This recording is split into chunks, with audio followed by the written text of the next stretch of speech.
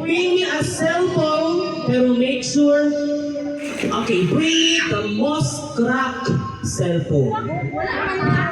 May crack ang cellphone. Sino ba ang may pinakamadaming crack? Titignan natin. Patingin. Sige. Saan pa na? May motor ka ba, sir? Patingin. Mas crack yung kanya, mami. Baka kailangan na niya ng tempered glass. May motor ka, sir? Okay, baka pwede na ito pang gas. Sa mahal ng gas, yawan teste. At sinulong ka pa. Okay, pili ka ng isa. Siyempre mamaya mo na buksan. Picture ka muna. Yan. Ito, tingnan natin kung lahat na meron. Okay. Bring me a wallet with resibo sa loob nito. Resibo sa loob! Okay, tingnan natin.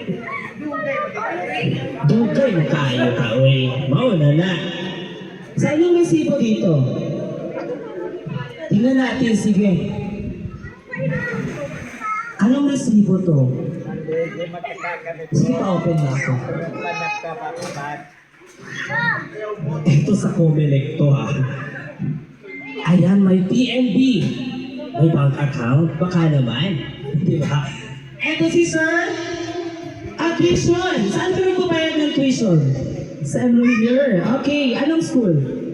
UZ, okay. For tuition fee ang pinadala. At dahil dalawa kayo may resibo, dalawa kayo makakatanggap ng papel. Sige, huwag kayo, tigisa kayo. Anong course mo, sir? Civil. Civil wedding? Civil engineer? Okay. Iklaro natin kung anong klaseng civil yan. Okay? Okay, congratulations! Okay, next item. Medyo marami-rami. Marami ito. So, tignan natin. Uubusin natin ito. Bring me a GCash account na may pinakamalaking laman. Tignan natin kung sino yung may laman. Ang GCash. Kung may 50 ka, pumunta ka dito. Ipagmalaki natin yan. Baka walang ibang pupunta. Wala talaga. Lahat na zero ang naman ng GCash? Hindi naman. Sige, wala ata. Tingnan natin. Magkano ang laman ng GCash? May 6,495 pesos. Congratulations. Kunin mo to. Wala na bang ayaw ang talunin yung 6,000 ba yun? Okay, here you get one. Okay, picture ka muna. Ito talaga, hindi ko alam kung may GCash account ba talaga o wala talagang GCash account. Sige, ito last for the bring me. Bring me a white hair.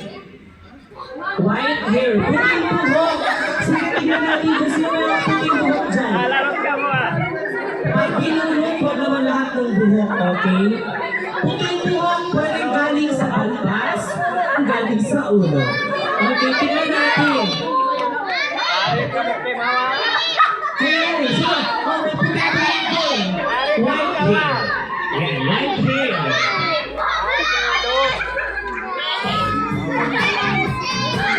Okay. Let's check.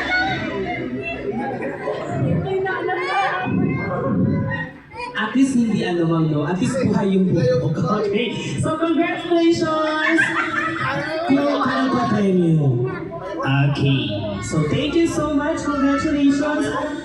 That is for the first part of our bringing. So now, let's see kung paano nila kilala si Hailey C. Lahat pa kilala ang ating celebrant.